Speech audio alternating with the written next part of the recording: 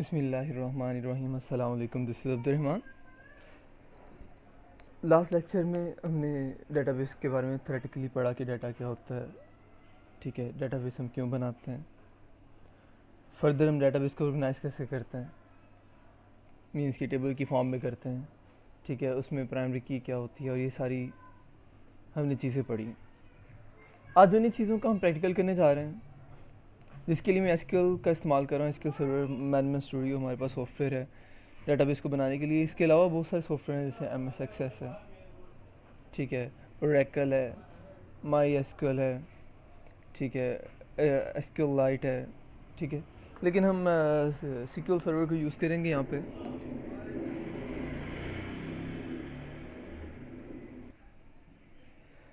SQL server को install कैसे करना है, इसके लिए मेरी एक अलग सी वीडियो है, वो मैं आपके साथ शेयर कर दूँगा। बहरहाल जैसे आप उसे इंस्टॉल कर लेंगे, आप उसे डेस्कटॉप पे उसका आइकन देख पाएंगे, वहाँ पे डबल क्लिक करके ओपन करेंगे, यही इंटरफेस आपके सामने आ रहा होगा। एसक्यूएल सर्वर को कनेक्ट करने के लिए हम सिंपल कनेक्ट पे क्लिक करते हैं, लेकिन उससे पहले मैं एक दो चीज़ें आपके साथ शेयर करना चाह रहा हूँ कि यहाँ पे सर्वर नेम होता है हमारा बाय डिफ़ॉल्ट, जो हम हमारे लैपटॉप का नेम है वही यहाँ पे सेट हो जाता है। इसको चेंज करना चाहें चेंज भी किया जा सकता है। उसके अलावा इसकी ऑथेंटिकेशन के दो पैरामीटर्स होते हैं कि या तो इसकी विंडो ऑथेंटिकेशन से आप इसको रन करें या एसक्यूएल सर्वर ऑथेंटिकेशन से। विंडो ऑथेंटिकेशन में यूज़र नेम पासवर्ड रिक्वायर्ड नहीं होते, जबकि एसक्यूएल सर्वर ऑथेंटिकेशन में यूज़र नेम पासवर्ड रिक्वायर्ड होते हैं। वो यूज़र नेम पासवर्ड आप जब सॉफ्टवेयर इंस्टॉल कर रहे होते हैं तभी सेट करते हैं। अगर आपने उस टाइम सेट किया है तो आप इसको एसक्यूएल ऑथेंटिकेशन पे रन कर सकते हैं, अदरवाइज़ आपको विंडो ऑथेंटिकेशन पे ही रन करना होता है। तो सिंपल मैंने एसक्यूएल सर्वर को यहाँ पे कनेक्ट किया। कनेक्ट करने के बाद हम यहाँ पे सर्वर देख पा रहे हैं। इस सर्वर में हमारे पास डिफरेंट फोल्डर हैं, जैसे डाटाबेस का, सिक्योरिटी का, सर्वर ऑब्जेक्ट्स, एप्लीकेशन, पॉलीबेस और always on, high availability, management, integration services, catalogue and SQL server agent. फिर वक्त जिससे हमारा कंसर्न है वो यहाँ पे डाटाबेस है। अभी हम एक सिनेरियो लेते हैं, उसमें डाटाबेस को बनाने की कोशिश करते हैं और आप उसी तरह डिफरेंट सिनेरियो ले सकते हैं। जैसे कि हम एक ऑर्गेनाइजेशन लेते हैं, जैसे कि यूनिवर्सिटी को लेते हैं कि यूनिवर्सिटी का ऑर्गेनाइजेशन है, उसके अंदर उसकी जितनी कैटेगरीज़ हैं, फर्दर जितनी कैटेगरीज़ हैं उनके हम टेबल्स बना के उसमें डाटा को ऑर्गेनाइज करेंगे। ठीक है, तो यूनिवर्सिटी अगर एक ऑर्गेनाइजेशन है उसकी तो बन जाएगी डाटाबेस। मैंने राइट क्लिक किया, डाटाबेस बनाते कैसे हैं, डाटाबेस के फोल्डर पे राइट क्लिक करें और न्यू डाटाबेस में जाएं। न्यू डाटाबेस में जाने के बाद यहाँ पे डाटाबेस का नेम आपने इंटर करना है। ठीक है, ये सारा प्रोसेस आप क्यूरी के थ्रू भी कर सकते हैं, लेकिन इस टाइम मैं आपको चाह रहा हूँ कि आपके लिए काम इजी हो, तो मैं आपको GUI के थ्रू करवा रहा हूँ, ग्राफिकल यूज़र इंटरफेस के थ्रू करवा रहा हूँ। यही सारा काम आप क्यूरीज के थ्रू भी कर सकते हैं।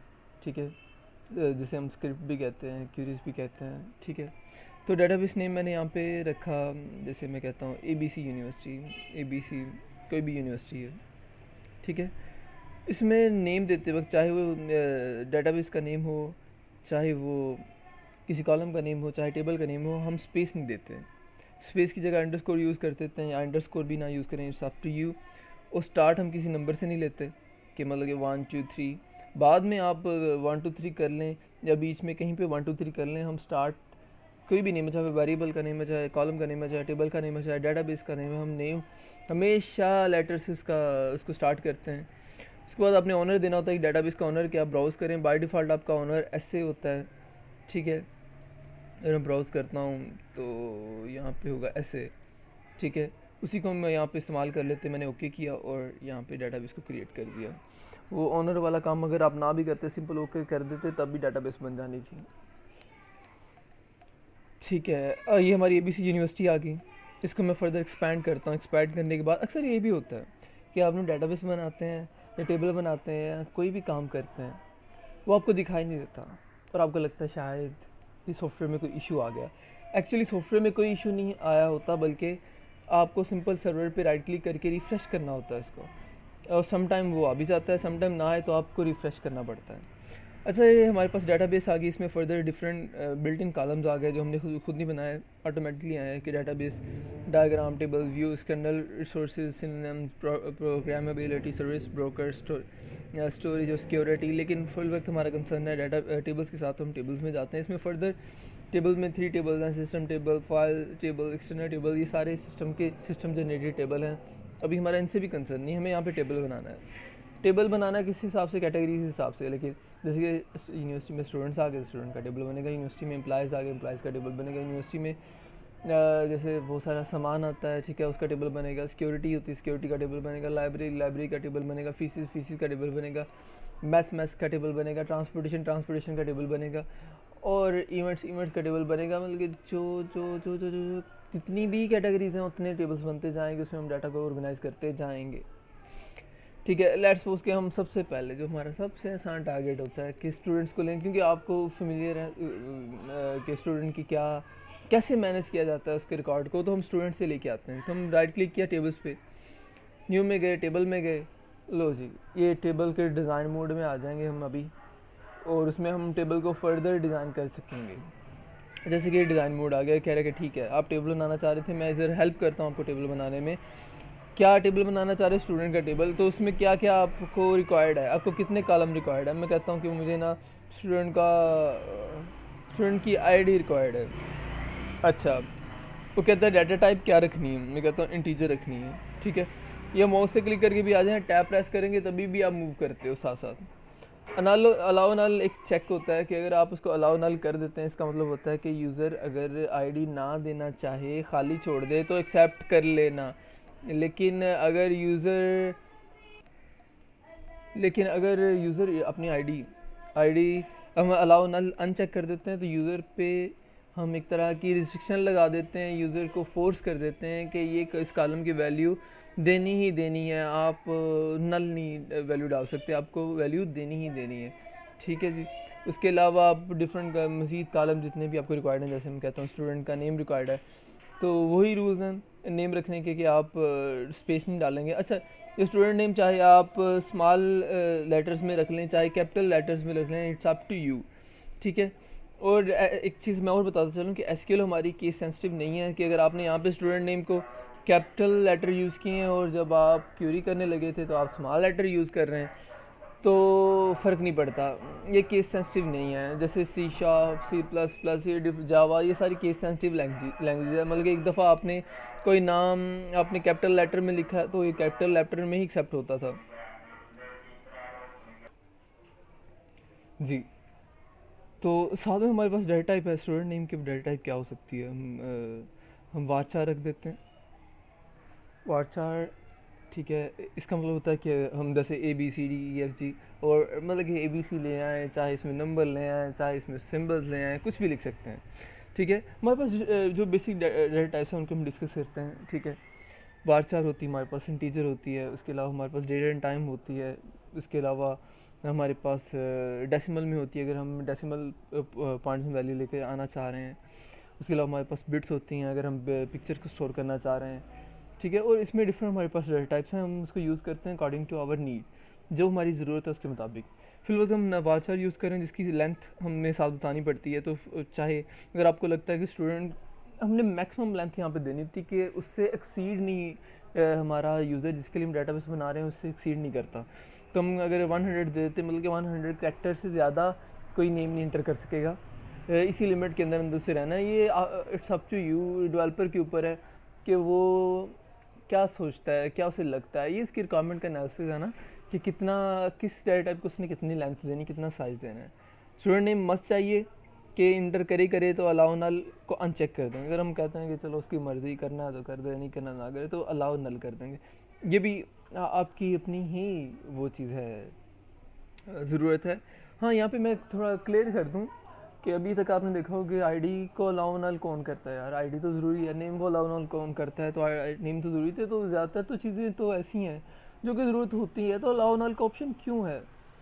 तो मैं आपको एक छोटी सी आसान सी एग्जांपल देता हूँ कि अगर कहीं पे 2 कॉलम है फ़ोन नंबर 1, फ़ोन नंबर 2 के, कि अगर एक यूज़र के 2 फ़ोन नंबर है, या फ़ोन नंबर और प्लस होम नंबर, ठीक है, होम पीटी सेल नंबर, तो ज़्यादातर लोगों के घर में अब पिट सेल नहीं है क्योंकि अभी रिवाज है मोबाइल्स का, तो जिनके घर में पिट सेल नहीं है, ठीक है, तो हमें क्या करना पड़ेगा, पिट सेल का जो नंबर है उसके ऊपर अलाउ नल करना पड़ेगा, कि अगर वो पिट सेल नंबर अपना एंटर कर देता है, वेल एंड गुड, नहीं करता तो उसको अलाउ है कि वो ना करे। ठीक है, तो स्टूडेंट नेम, उसके अलावा फादर नेम, उसके अलावा ठीक है, इस तरह जितने आपके रिक्वायर्ड कॉलम्स हैं आप इंटर करते जाएं, ठीक है जी।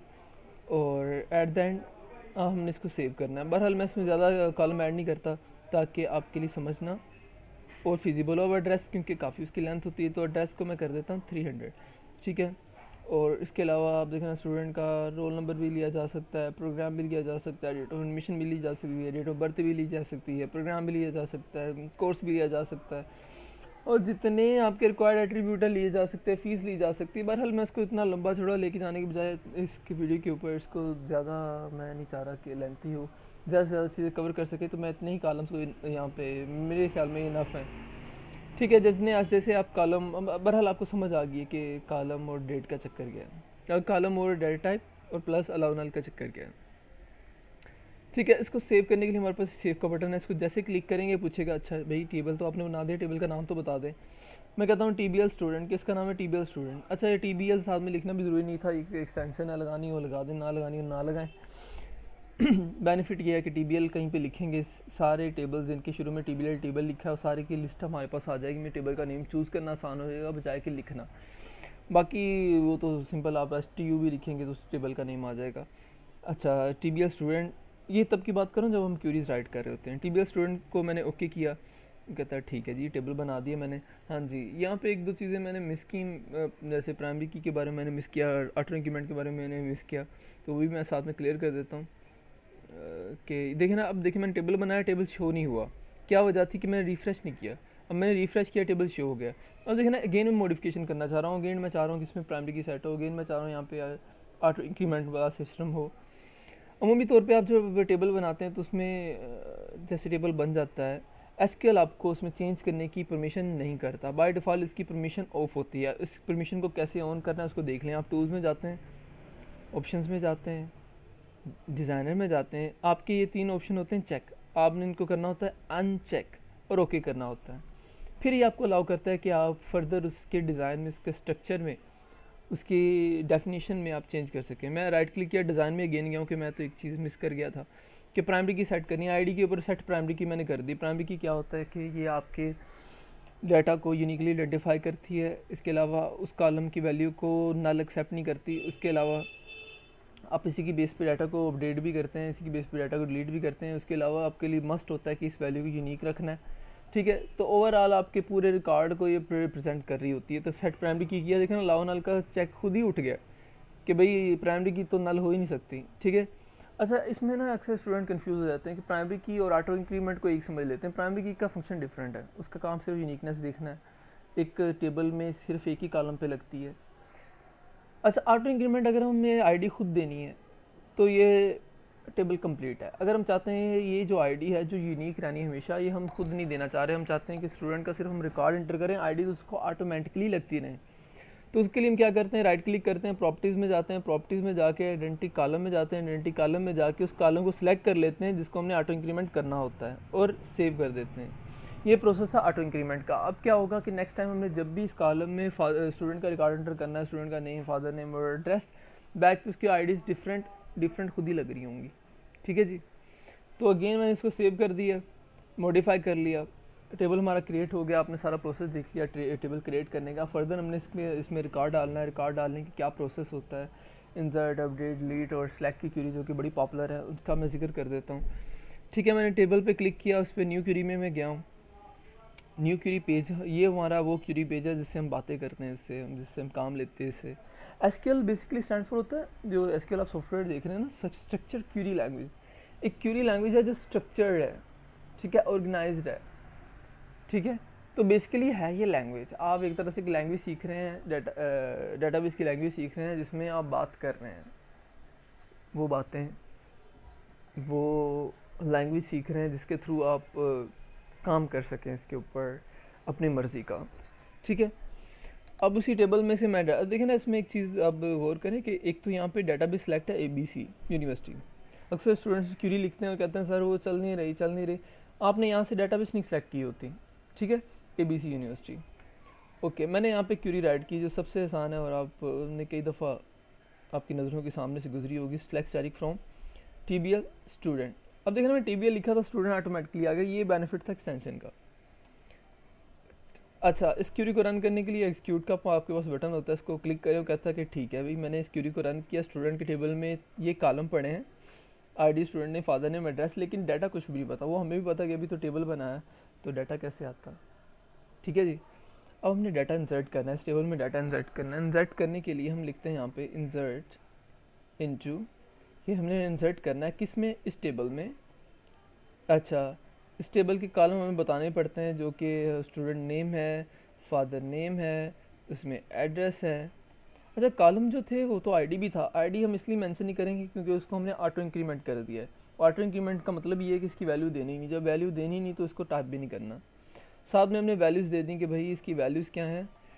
ठीक है, ये स्टूडेंट नेम के लिए, फादर नेम के लिए, ये एड्रेस के लिए। तो स्टूडेंट नेम हम कहते हैं कि स्टूडेंट नेम है शहरियार, फादर नेम हम कहते हैं कि रियाज, शहरियार रियाज, और एड्रेस हम कहते हैं लाहौर। ठीक है। अच्छा, ये क्यूरी हमारी राइट होगी, क्यूरी को हमने सेलेक्ट किया और एक्सिक्यूट किया। अगर हमारे पेज पे मल्टीपल क्यूरीज होंगी ना और हमने किसी खास क्यूरी को चलाना होगा तो हम पहले सेलेक्ट करते हैं, एक्सिक्यूट करते हैं। अगर हमारी क्यूरी पेज पे सिर्फ एक ही क्यूरी होती है तो सेलेक्ट करने की ज़रूरत नहीं होती, आप सिंपल एक्सिक्यूट प्रेस कर सकते हैं। और अगर हमारे क्यूरी पेज पे सिर्फ एक ही क्यूरी है और आप सेलेक्ट भी कर लेते हैं तब भी कोई हर्ज नहीं। ठीक है, सेलेक्ट स्टैटिक फ्रॉम टीबीएल स्टूडेंट में जाके मैं चेक करना चाहूँ कि क्या रिकॉर्ड आया जी, ये हमारा रिकॉर्ड इंसर्ट हो गया। इसमें गौर करने वाली बात थी कि हमने जब सारे कॉलम्स लिखे हैं सारे ब्लैक ब्लैक आया, ये ब्लू क्यों हुआ है। कुछ हमें एसक्यूएल के कुछ रूल्स हैं। एसक्यूएल के रूल्स में से एक रूल ये है कि जब आप किसी कॉलम का नेम रख रहे होते हैं, किसी कॉलम का, टेबल का, डेटाबेस का, स्टोर प्रोसीजर का, व्यू का, ट्रिगर का, इंडेक्स का, कोई भी आप खुद से कोई नेम रख रहे हैं, तो एसक्यूएल कहता है कि वो नेम ना रखें जो मेरा बिल्ट इन कीवर्ड है। एड्रेस बेसिकली इसका बिल्ट इन अपना कोई कीवर्ड था जिसकी वजह से इसे लग रहा है कि मेरा कीवर्ड है। तो या तो आप डिफरेंट नेम यूज़ कर लें या फिर आप साथ में ना बड़ी ब्रैकेट यूज़ करके बता दें कि भाई ये हमारा ना कॉलम नेम है, मेरा ये यूज़र डिफाइन नेम है। एसक्यूएल को बता रहे हैं कि इसका बिल्ट इन कीवर्ड नहीं है। वैसे तो नहीं भी लगा रहे थे तो काम चल रहा था, लगा देंगे तो ज़्यादा बेस्ट है। और इसी तरह मज़ीद आपने और रिकॉर्ड डालना है, जैसे आपने रिकॉर्ड डालना है इरफान का रिकॉर्ड डालना है। ठीक है, इरफान रमज़ान, ठीक है, और हम सिटी डाल देते हैं। ठीक है, ठीक है। तो इसी तरह मैंने इसको अगेन एक्सिक्यूट किया, हमारे पास, सॉरी मैं गलती से ना न्यू क्वेरी पेज पे क्लिक कर दिया था, करना एक्सिक्यूट पे था। ठीक है, एक्सिक्यूट पे मैंने दोबारा इसको एक्सिक्यूट किया, इरफान का रिकॉर्ड आ गया। इस तरह हम मल्टीपल रिकॉर्ड्स को एंटर कर सकते हैं। अगर ये क्यूरी आपको याद करने में मुश्किल आ रही हो तो इसका सिंपल मैं एक वे बता देता हूँ कि आप टेबल पर राइट क्लिक करें, स्क्रीन टेबल एस में जाएँ, इंसर्ट टू में जाएँ, न्यू क्यूरी एडिटर विंडो में जाएँ, तो ये सारी क्यूरी आपको खुद राइट करके दे देगा। आपको सिर्फ वैल्यूज़ लिखने की ज़रूरत है, सिर्फ वैल्यूज़ लिखने की ज़रूरत है। अगर ये भी मुश्किल आपको लग रहा हो तो सिंपल आप टेबल पर राइट क्लिक करें, एडिट टॉप 200 रोज में जाएँ। ठीक है, तो यहाँ पे अपना जो न्यू स्टूडेंट है उसका रिकॉर्ड लिखते हैं, ये उससे भी ईजी है। खैर, जब हम बात कर रहे थे एसक्यूएल पी तो हम ज़्यादातर उसी की तरफ जाते हैं जो उसका फॉर्मल वे है, जो प्रॉपर वे है इसकी। अच्छा, डाटा कंसर्ट करने का प्रोसेस आपने देख लिया, अपडेट करने का प्रोसेस भी देख लें। अपडेट करने के लिए आप कीवर्ड यूज़ करते हैं अपडेट, सेट करना है टीबीएल स्टूडेंट को, और नो अपडेट, और फॉर नाम टेबल का नेम लिखते हैं, फिर लिखते हैं सेट, और फिर अपने कॉलम नेम मेंशन करते हैं जिस कॉलम को आपने अपडेट करना है। जैसे इरफान का मैं रिकॉर्ड अपडेट करना चाह रहा हूँ, इसकी जो एड्रेस लाहौर था मैंने गलती से इस्लामाबाद लिख दिया, तो मैं कह रहा हूँ कि एड्रेस को मैंने यार क्या करना है, अपडेट करना है। मैंने एड्रेस को क्या करना है, लाहौर करना है। ठीक है जी, ये अपडेट करने का प्रोसेस आपको बता रहा हूँ।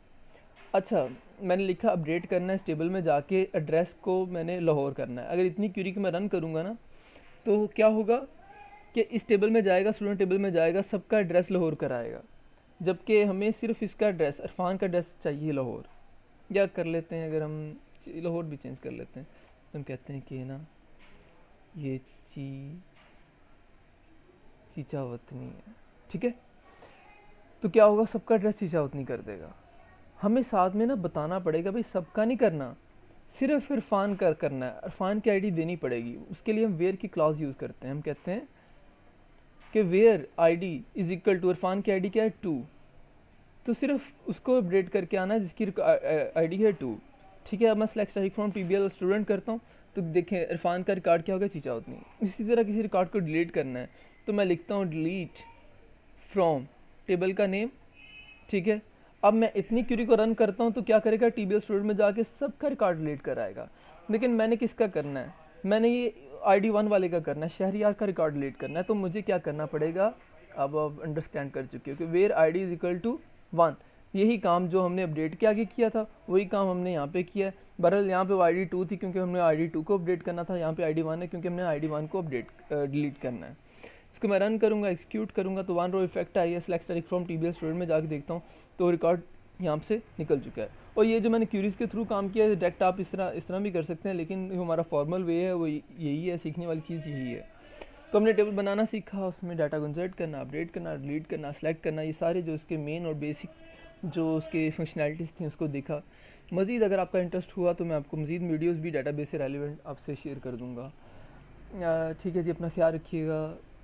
Thank you for watching this video. अल्लाह हाफिज़।